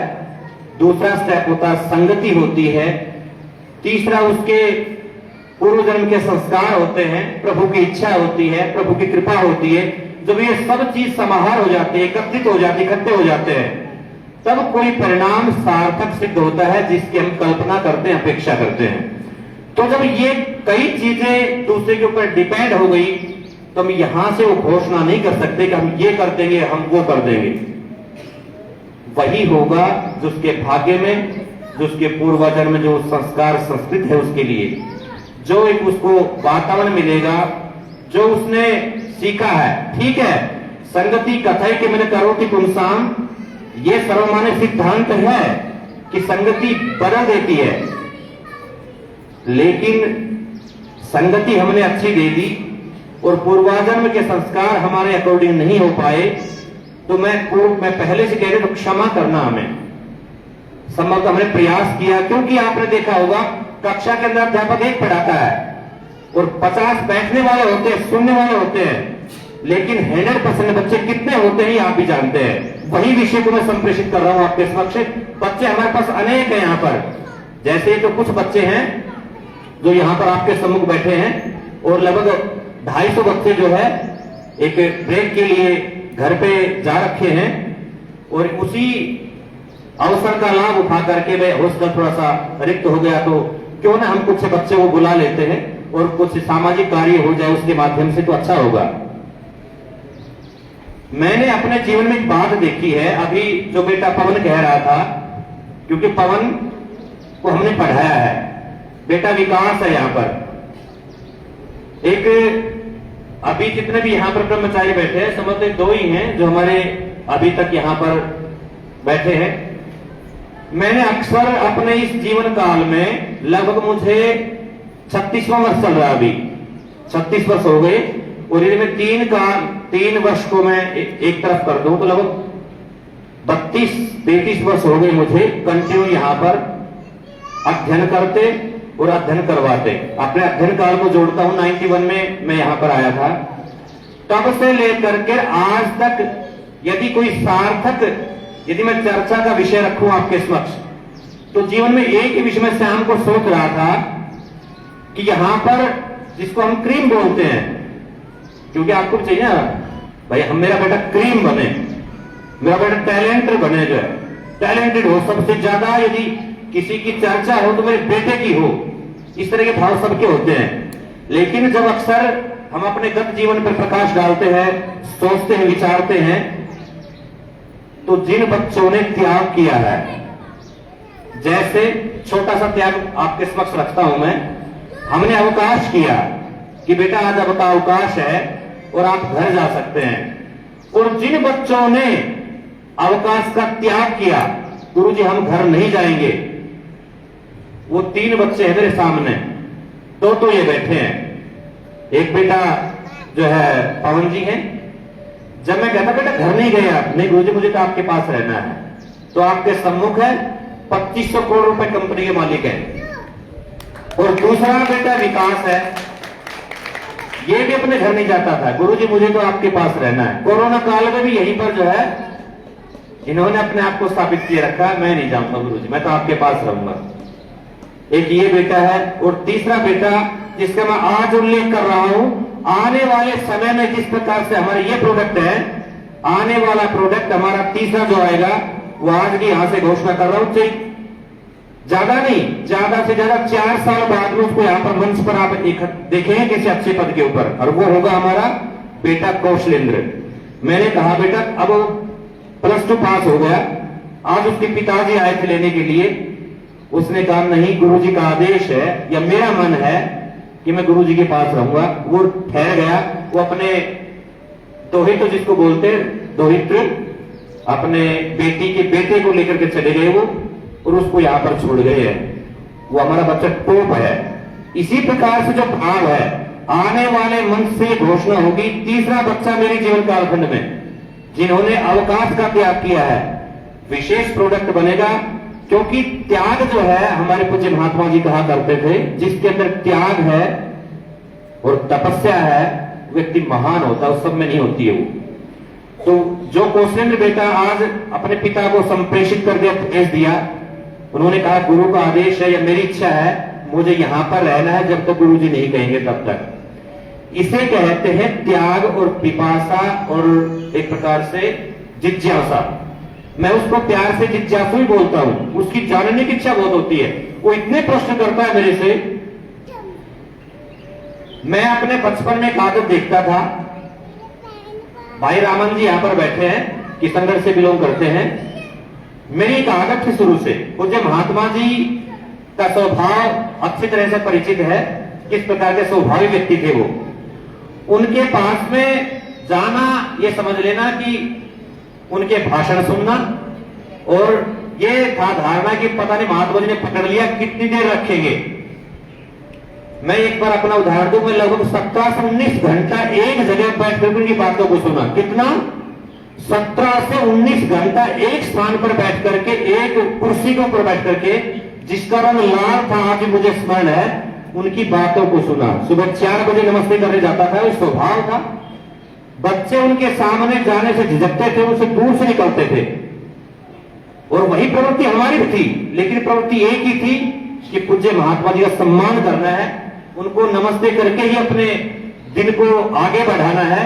एक परंपरा थी, गुरुजी ने ऐसे बतलाते थे कि अपने गुरु का सम्मान करना चाहिए, उठते धरती माता को प्रणाम करना चाहिए, गुरु को प्रणाम करना चाहिए, वो दिमाग में बैठ गई बात। उसी का अनुपालन करने के लिए पूज्य महात्मा जी के पास में सुबह 4 बजे चले जाता था मैं। नमस्ते महात्मा जी। कई दिन जब व्यतीत हुए ऐसे ही, कौन बेटा, मैंने कहा जी सत्य हो, अरे आइए मेरे देवता आइए, ये शब्द होते थे। क्यों दादा जी यही बात थे, ये उनके शब्द थे, अरे आइए देवता आइए। और मुझे बैठाते थे और जो शिक्षा जो ज्ञान वो संप्रेषित करते थे, और जिस प्रकार से मैं उनसे प्रश्न करता था, मैं पूछता था, वो उनका बखूबी से उत्तर देते थे। और इसी के साथ ही आयु के साथ में उत्तर देना, आयु के साथ जैसे जैसे हम बड़े हुए वैसे वैसे ही जब मैं गृहस्थ जीवन में जब मैंने प्रवेश किया, जब गृहस्थ जीवन की जो उन्होंने शिक्षा दी, आज भी मेरे चेहरे में योग की क्यों जो है विराजमान है। तो ऐसे गुरु के सानिध्य में जब आपका बच्चा पढ़ता है और पढ़ता है, तो मैं समझता हूं एक सही दिशा और दशा तय करता है उसका। तो मैं कह रहा था, तो प्रश्न जिस प्रकार से जिज्ञासा होती थी, मैं पूछता था और वो उनका उत्तर देते थे। इसी प्रकार से जो बेटा कौशलेंद्र है, वो सुबह प्रणाम करने आता है, वो सुबह, अब उसने भी वो बात संबंध जैसे मैं आज कह रहा हूं आपके बीच में, ये बच्चे सुन ले ऐसे ही, उसकी भी भावना वही बन गई। वो सुबह आएगा मेरे पास में और नमस्ते करेगा, प्रणाम करेगा और फिर अपनी बात रखता है। वो कई गुरु मैंने ऐसे भी देखे हैं जो आलतू फालतू की बातें करते हैं, उनका दृष्टिकोण अलग होता है।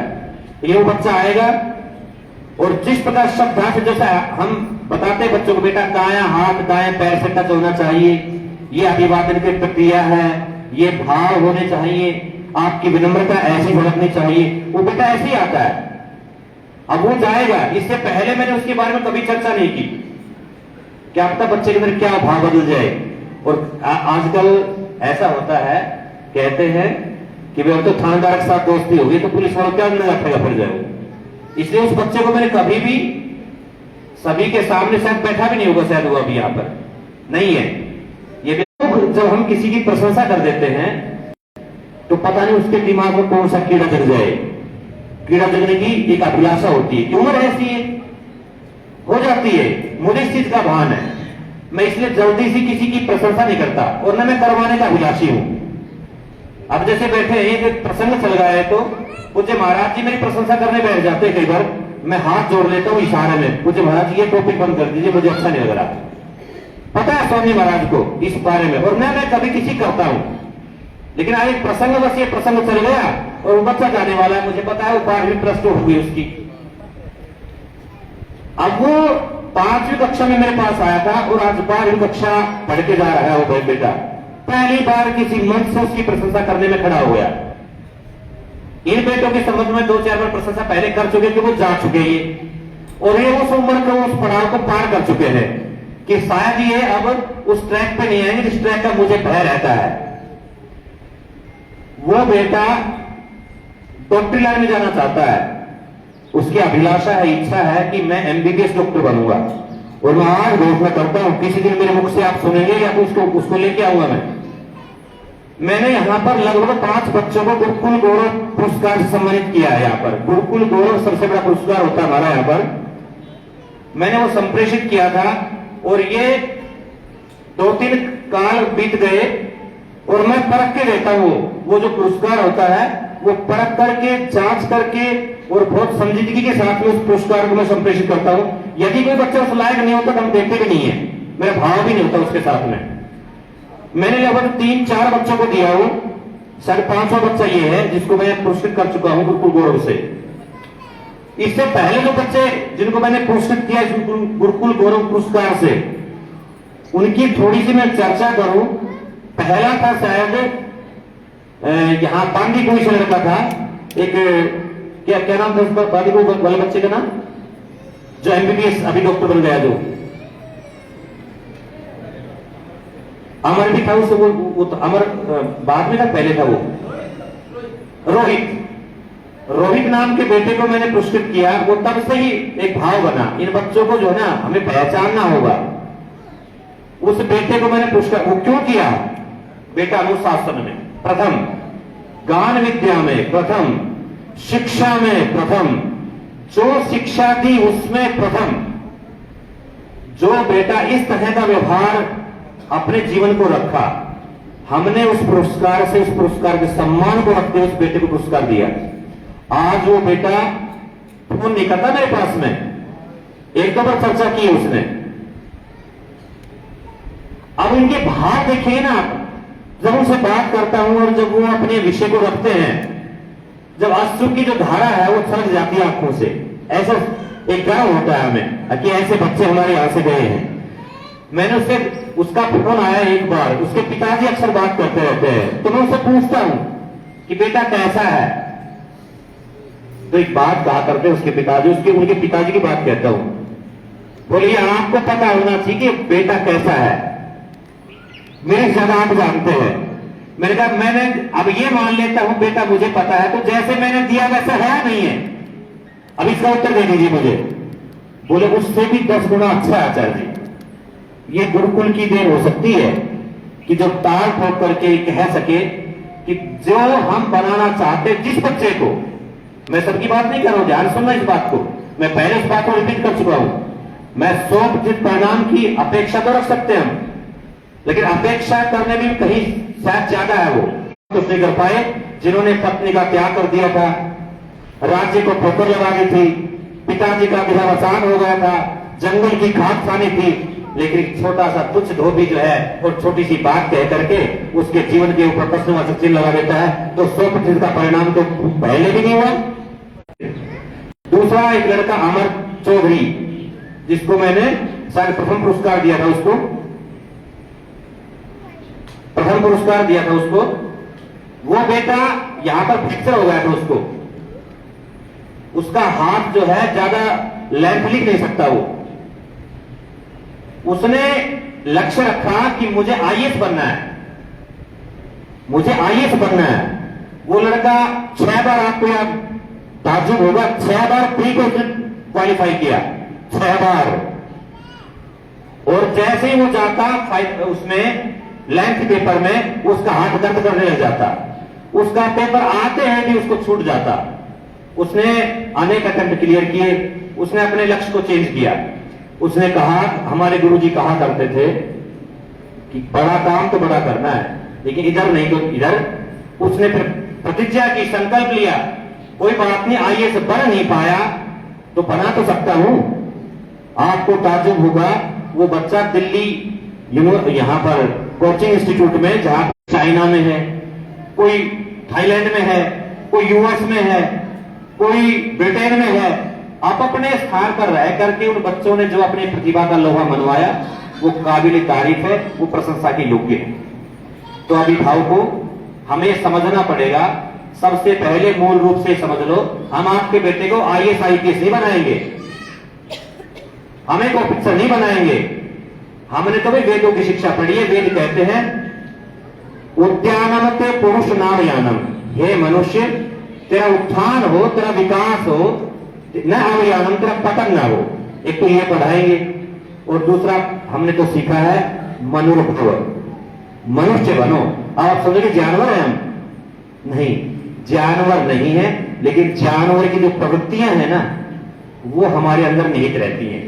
बस उनको हटा करके जो मनुष्य की जो प्रवृत्तियां होती हैं, जो नैतिकताएं होती हैं, उनका उत्थान करना है, उनका विकास करना है, उनको आगे लेके आना है। जिस प्रकार से मनुष्य के अंदर अनेक प्रतिभाएं छुपी होती हैं, बच्चे के अंदर अनंत ज्ञान जो है, प्रतिभा का धनी होता है, वो खजाना होता है वो बच्चा, लेकिन उसको ढूंढने की क्षमता का आकलन होना चाहिए, उनको आगे बढ़ाने की चाहना होनी चाहिए, और संकल्प विकल्प रहित होना चाहिए।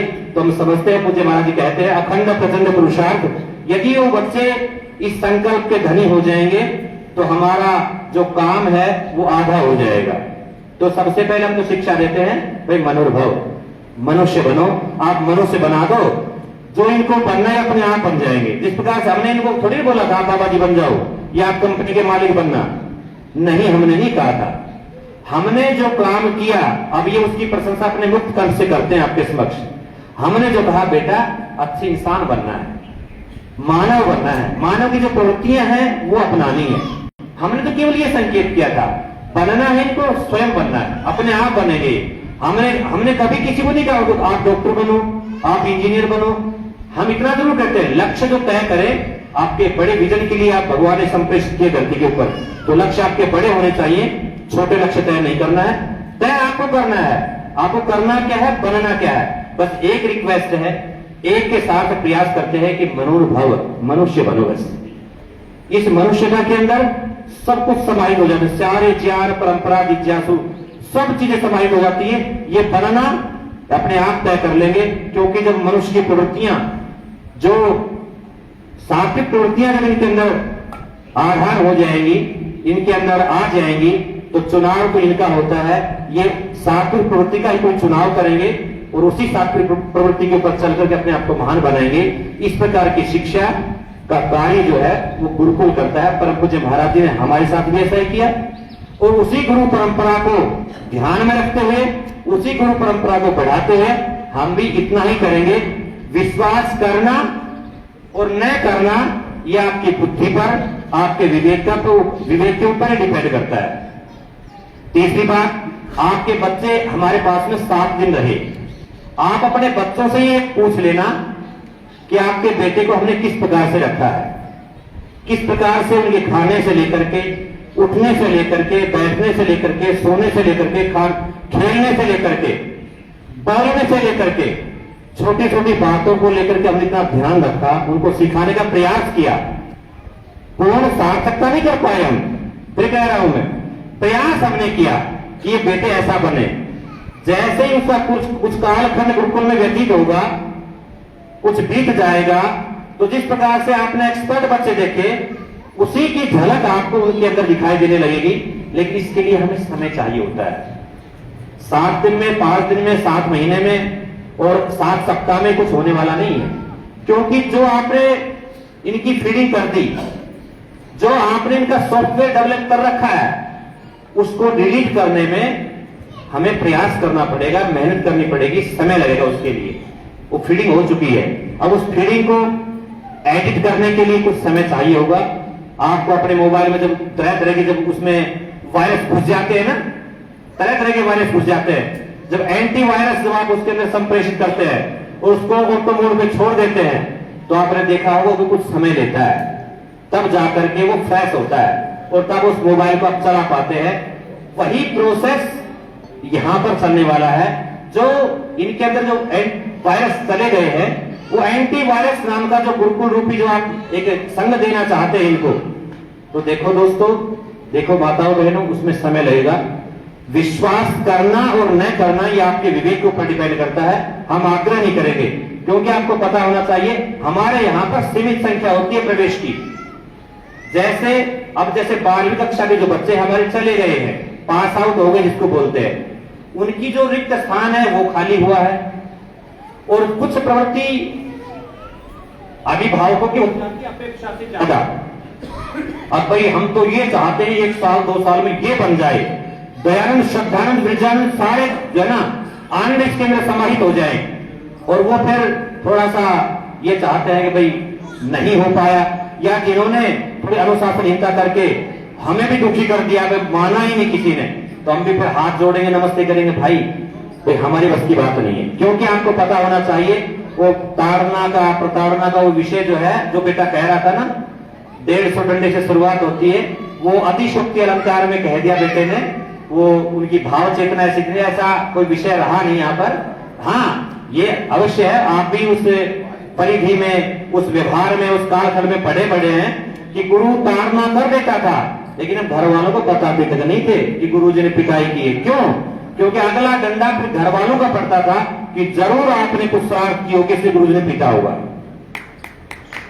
ये विषय सोचने का विषय है, ये विषय जरूर सोचने का है कि जब हम पिटते थे, जब कभी प्रताड़ना का सामना करना पड़ता था, तो ये विषय आता था कि गुरुजी आपने पीटा है ना, तो जरूर कोई विषय इसने असंगत किया होगा, जो अनुकूल नहीं रहा होगा, इसलिए पीटा है। और फिर 2 थप्पड़ ऊपर से घर वालों के।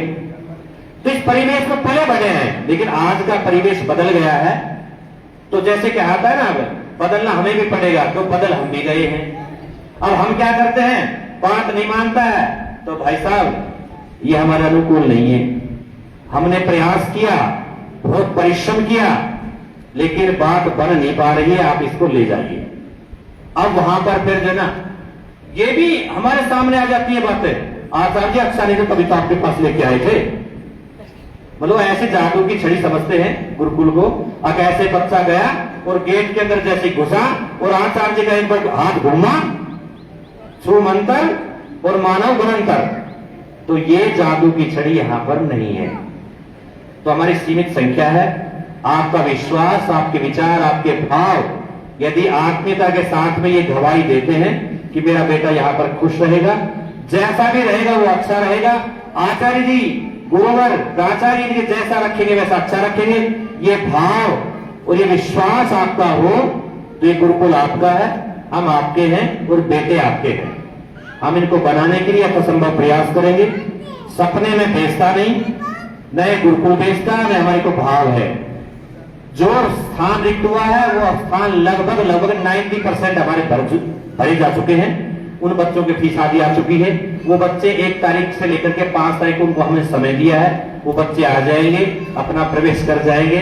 तो पूज्य महाराज जी ने बल्कि यही रोक दिया मुझे। अभी मैं मिलने गया था, संवाद करने गया था गुरुकुल के विषय में अपनी चर्चा करने के लिए, तो पूज्य महाराज जी का आदेश यही था, पूरे 81 से ज्यादा नहीं आ जाने चाहिए आचार्य जी, बस अब यही रखो इसको। मैंने कहा नहीं पूज्य महाराज जी, आपका थोड़ा स्थान है और सामाजिक बच्चे यदि और अच्छे हो जाए, हमारे परिवार और बढ़ जाए, थोड़ी प्रसन्नता होगी। बोले तू भी जो है ना जाते हुए पैर दे डाल जाए, मानेगा नहीं। इस प्रकार की भावना पूज्य महाराज जी की थी, भाई यही पर स्टॉप कर दो, आप उतना ही रखो जितना आप अच्छा कर सकते हो। पूज्य महाराज जी अच्छा कर सकते हैं, लेकिन थोड़ा स्थान है। अब 10, 20, 30 बच्चे बढ़ जाए, कोई बड़ी बात नहीं है, हम कर लेंगे। तो पूज्य महाराज जी का आदेश यही था कि यही रोक दो, कोई की ज्यादा संख्या, कोई ज्यादा नहीं जाए, बल्कि कोई भी ज्यादा है, 250 की संख्या रखो। उन बच्चों को अच्छा खिलाओ पिलाओ और बढ़िया जो है ना व्यवस्था करके ना, और उन्हीं बच्चों को अच्छा करके रखो। तो इसलिए ऐसा है, कोई आग्रह नहीं है, कोई विचार नहीं है। आप अपने बच्चों को स्वेच्छा के साथ में, आपका बच्चे का मन और आपका मन बने। अच्छा एक बात और बता देता हूं, बच्चों का मन स्वार्थी होता है, ये बता देता हूं पहले ही। जो बच्चे अच्छे हैं, जिनके अंदर हमने प्रतिभाएं देखी यहां पर, उन प्रतिभाओं को उजागर किया है, वो जो है मैंने अनेक देखा। अब जैसे एक बेटा मेरे सम्मुख मेरी नजर पड़ गई, हेमंत जी है, ये मेरे शिष्य रहे, मैंने इनको पढ़ाया, अभी अपने बेटे को पढ़ाने के लिए ले आए। देखो ये दूसरी पीढ़ी पढ़ाने जा रहा हूं मैं, मुझे गर्व है कि हमने एक बेटे को पढ़ाया, अब इनके बेटे को पढ़ा रहा हूं मैं। तो ये अपने आप में गर्व की बात होती है। अब बेटा संजय जी है यहां पर, देखो इनको मैंने पढ़ाया यहां पर, ठीक है। एक कंस्ट्रक्शन के मालिक है जो है, अभी कंस्ट्रक्शन कंपनी इनकी, उनको चला रहे हैं। इनके पिताश्री ने सन 2000 संभवतः 2003 या 4 में हमारे जो विद्यालय भवन की जो बिल्डिंग है उनको बना कर गए हैं वो। इनके पिताजी जब ये पढ़ते थे उस समय, तो मैं कह रहा था बच्चे स्वार्थी होते हैं। इनका बेटा जो है, इस संजय जी का बेटा मेरे पास में आता, गुरुजी पापा जी से बात करवा दो। क्या विषय बेटा? मुझे जाना है। मैंने कहा बात तो करवा दूंगा बेटा, लेकिन अभी तो दिन आपके पूरे हुए ही 7 दिन। नहीं गुरुजी मुझे तो कल जाना है। तो यहां पर बेटा है वो, यहां पर नहीं है, यही है वो, कहां है? नहीं है। हाँ उसके बाद बताता, क्योंकि मैं आप बोल दूंगा ना तो वो ये बच्चे सोचेंगे आप तो झूठ बोल रहे हैं। फिर मैंने इनके पिताजी के पास फोन किया, वो भाई बेटे को काबू करना है ना, तरीके हमें आते हैं सब। जैसे वो बेटा कह रहा था ना, मैं नहीं बताऊंगा, यदि मैं बता दिया तो मुझे पढ़ाएंगे यहां पर, मुझे लेके नहीं जाएंगे फिर। अब हमने तो पढ़ाई यही है, पढ़ाई इसकी पढ़ते हैं, इतने वर्ष हो गए बच्चों के बीच में रहे, इनके सब आदतों को हम अच्छे से पता जानते हैं। टैकल कैसे करना ये भी मैं जानता हूं। मैंने कहा 2 मिनट बैठ मेरे पास में, तुझे तैयार मैं करता हूं। तो आपके सम्मुख उसको तैयार भी किया मैंने, और फिर उसको कुर्सी पे बैठा भी दिया, और उसके जाने की जो परंपरा को उसने सीखा वो बता भी दिया। अब अगला विषय आपका है भाई जी, क्योंकि मैं तो प्रयास ही करता हूं झूठ नहीं बोलूं, लेकिन बच्चों को खुश करने की दिशा और दशा तय करने के लिए कई बार झूठ बोलना पड़ जाता है। तो मैंने संजय जी को फोन किया, वो संजय जी मैं बात करवाऊंगा आपकी, और आप एक दिन बढ़ाते जाना, आपको ये कहना नहीं बेटा आज नहीं मैं कल आऊंगा। तो वो कल आएगा मेरे पास में, फिर वो कहेगा आचार्य जी आज बात करवा दो, पिताजी नहीं आए। तो मैंने कहा आज कह देना मुझे जरूरी काम हो गया, मैं बेटा आज नहीं कल आऊंगा। इस तरह से 7 दिन हो जाएंगे तो वो प्रसन्न हो जाएगा। वही बेटा है जब उसने मैंने कहा एक गाइड लिखी तो 29 तारीख में, 29 से पहले अपने को आना ही नहीं है। तो कल मैं झूले पे उसको झुला रहा था यहाँ पर, तो ऐसे संवाद चल पड़ा। बच्चे फूल से होते नादान होते हैं, इनको तो आप कैसे टैकल कर लो। और मैं भी मानता हूं यदि बच्चों को टैकल नहीं करना आता पक्का है कि माँ बाप हो गई भाई, हमें अपने बच्चों को दिशा और दशा हम तय करने वाले हैं, बच्चे थोड़ी नहीं करेंगे। कई प्रश्न मुझे बड़ा गुस्सा आता है और बड़ा जो है ना एक लज्जा आती है, शर्म आती है। एक अभिभावक ये कहता है अपने बच्चे से, बेटा तू यहां पर पढ़ेगा या नहीं पढ़ेगा, बेटा यहां तू रहेगा या नहीं रहेगा, ये प्रश्न उससे करते हैं। अब एक बार बताओ, मैं एक फीलिंग के बारे में छोटी सी घटना जोड़ करके फिर मैं बताता हूं। बच्चे सारे खुश है, ये जितने भी बेटा खुश हो, सारे प्रसन्न है। अब कभी जब ये शुरू में आए कभी मुंह लटका होगा जरूर, मैं ऐसा मानता हूं। अभी मुझे महाराज जी घटना का वर्णन कर रहे थे। ये अपना गेट है ना, बाहर वाला गेट, ये 4 दीवारी है। देखो 4 दीवारी आपको दिखाई दे रही है, 20 एकड़ में है ये। इस 4 दीवारी के अंदर बच्चे अपना व्यवहार करते हैं, रहते हैं। तो हम इनको अक्सर यदा कदा या तो बाड़ी में लेके जाते हैं, बेटा एक टमाटर ऐसे होते हैं और जो है मूली ऐसे होती है, या आपके लिए है, ये पेस्टिसाइड रहित है, ये देशी खाद के ही चीजें ये आपके लिए वो रखी हैं। हम राहुल गांधी वाली शिक्षा नहीं देते कि वो पेड़ पे लगता है, हम इनको प्रैक्टिकल बताते हैं, बेटा ये ऐसी चीज ऐसे होती है। क्योंकि शहर के बच्चे हैं, कहीं तो पता ही नहीं, आलू जमीन के नीचे होता है, ऊपर होता है, पता ही नहीं। तो इनको भी यदा कदा लेके जाते हैं। तो अब ये यहाँ का वातावरण तो देख लेते हैं, गौशाला में भी लेके चले जाते हैं इनको यदा कदा, बेटे गाय है इनके सर पे जो है इनको पुचकारो, इनको दुलार करो, ये हमारी गौ माता है, अक्सर करते रहते हैं। अब जो है वो गेट जो है बाहर वाला जिसमें आप घुसते हैं गुरुकुल के अंदर, वहां तक लेके जाते हैं महाराज जी। अच्छा वो घटना मुझे महाराज मुझे याद रहेगी हमेशा, ये नई घटना है। तो वहां पर जाकर के और पूज्य महाराज जी फिर वापिस मतलब गेट के बाहर नहीं निकलते, चलो बेटा भ्रमण करते हैं जैसे, वहां से फिर भ्रमण वापिस आ जाते हैं। और जब गेट के तक पहुंचते हैं तो मुझे महाराज जी से बच्चों ने निवेदन किया, महाराज जी एवं गेट से 5 फुट बाहर हो जाओ, जो फीलिंग आएगी ना आहा मजे आ जाएंगे। जो सोचो आप, मतलब एक गेट के महाराज जी मैं थोड़ा सा और आगे चलो, महाराज थोड़ा सा और आगे चलो, मतलब इस हवा को, इस परिधि को, इस 4 दीवारी को ये बच्चे जेल समझते हैं। अब भाव आया समझ में, ये बच्चे अभी जेल समझते हैं इसको, अब जेल में हैं। अब थोड़ा सा बाहर, अच्छा थोड़ा सा बाहर चलो, थोड़ा सा बाहर चलो, और घासड़े वाले रोड पे चलते एक बार, आहा चल फिर आहा, अब जो फीलिंग है ना, अच्छा मजे आ गए, अब रोज एक बार यहां तक ले आया करो। इसमें कोई बड़ी बात है, छोटी सी फीलिंग है, छोटी सी फीलिंग है, इनको एक बार गेट से बाहर ले जाना बस। इसका मतलब मैं कहना चाह रहा हूं बच्चे स्वार्थी होते, जो इनको अच्छा लगता है बस वो करवाने का प्रयास करते हैं। अच्छा मेरा अक्सर एक मन रहता है, मैं बच्चों से पूछता हूं, बेटा लगभग मेरे ख्याल से 99% मैं आपकी बात मानता हूं, ऐसा ही है? बच्चे को टैकल कैसे करना है मैंने यही सीखा है। 99% बात मैं इनकी मानता हूं, 99% ही मनवाता हूं। फिर मैं इनसे पूछता हूं, बेटा क्या खाओगे? गुरुजी आज ये, ठीक है डन। फिर चुपके से अपनी बात छोड़ देता हूं, बेटा आप ऐसा करेंगे? हाँ गुरुजी करेंगे। देखो नहीं करोगे, जैसे आप मेरी बात का अवहेलना कर दी तो मैं भी आपकी बात, इसलिए 99 कह रहा हूं मैं। कुछ बच्चे जैसे बात नहीं मानते ना, तो फिर मैं उनकी बात मैं भी नहीं मानता। फिर जैसे इन्होंने कहा गुरुजी आज टीवी दिखा दो, अच्छा टीवी दिखा देंगे, कल आप ही गीता जी कितने श्लोक याद होने चाहिए, हाँ गुरुजी कर लेंगे, गुरुजी कर लेंगे। इन्होंने हाँ भर दी, मैंने हाँ भर दी। अब अगले दिन पूछे महाराज जी, पूछता महाराज जी श्लोक कितने याद हुए? गुरुजी रह गए। फिर ही आएंगे अगले दिन, गुरुजी टीवी दिखा दो, किस किसने श्लोक याद नहीं किए? गुरुजी थोड़ा हुआ तो पहले याद कर, उसके बाद में हाँ भरूंगा। कहने का अभिप्राय यह है कि उसके पीछे भी हमारा लॉजिक ये होता है कि बच्चे आगे बढ़े, इनकी बात माने तो पहले अपनी मनमाना सीखे हम। यदि हम इनकी बात मानते रहेंगे तो ये सारी जिंदगी मनवाते रहेंगे हमसे बात, ये मानेंगे नहीं कभी भी। इसलिए अभिभावकों आप जागरूक बनो, बच्चे स्वार्थी होते हैं, जो उनको अच्छा लगता है उसके तो हाँ भरेंगे, जो अच्छा नहीं लगता है उसकी हाँ नहीं भरेंगे। दिशा और दशा एक अभिभावक को तय करनी होती है, आपको तय करनी है, एक गुरु को तय करनी है कि इनको किस दिशा में लेके जाना है।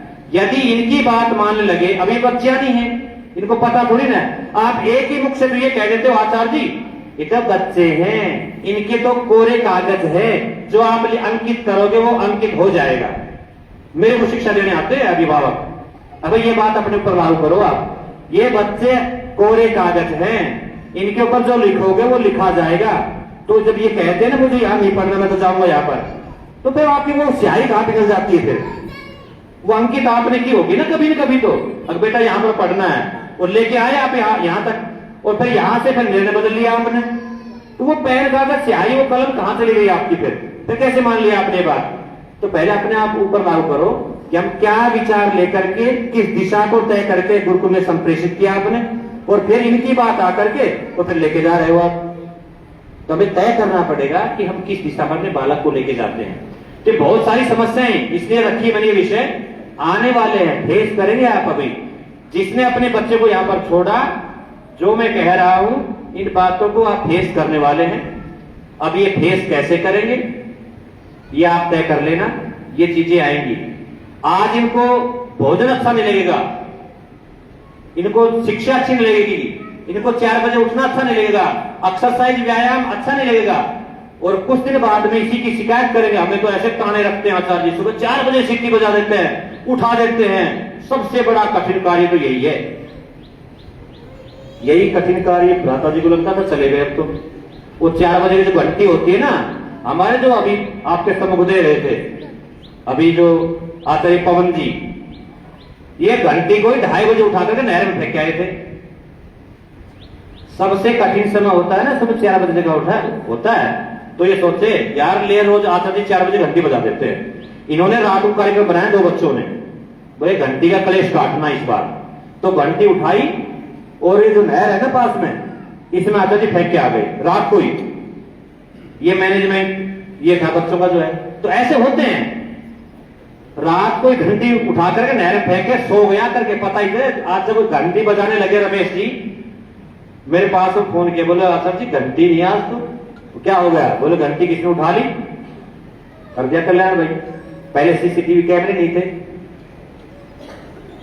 एक दिन खूब प्रयास किया, अपने आप ही भूले गुरु जी गलती हो गई हमसे।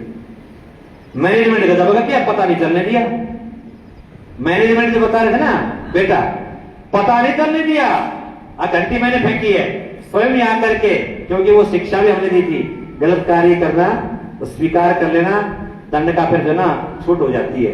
आकर के बोले गुरु जी ये भूल तो मेरे से हो गई। अब जीत किसकी हुई, संस्कार की हुई यहाँ पर, क्योंकि हमने कहा था बेटा गलत काम करने का स्वीकार कर लेना, कोई बात नहीं, भूल हो जाती है, बच्चे हैं नादान है, जितना समझ में आया उतना कर दिया। तो इसलिए जागरूक अभिभावक को इस बात का ध्यान रखना है, दिशा और दशा आप तय करने वाले हैं, आप और हम मिलकर बैठ के तय करने वाले हैं। इन बच्चों को कुछ नहीं पता है, ये बच्चे हैं, यदि इनको इनकी सलाह मानने लग गए, इनकी बात मानने लग गए तो समझदार है बच्चे, क्यों कहते हो फिर इनको समझदार है, तो क्योंकि समझदार की बात मानी जाती है, समझदार की बात मानी जाती है ना, तो फिर आप इनकी बातों को माने फिर समझदार है। तो ये आपके विवेक के ऊपर डिपेंड है। तो बहुत सारी बातें होगी, बहुत सारे विचार तो बहुत थे। तो अब भोजन भी जो है आपकी प्रतीक्षा में है, और आप भोजन की प्रतीक्षा में हैं। अब बीच में गतिरोध उत्पन्न करना, ये आधिक्य हो जाएगा, अधिकता हो जाएगी। तो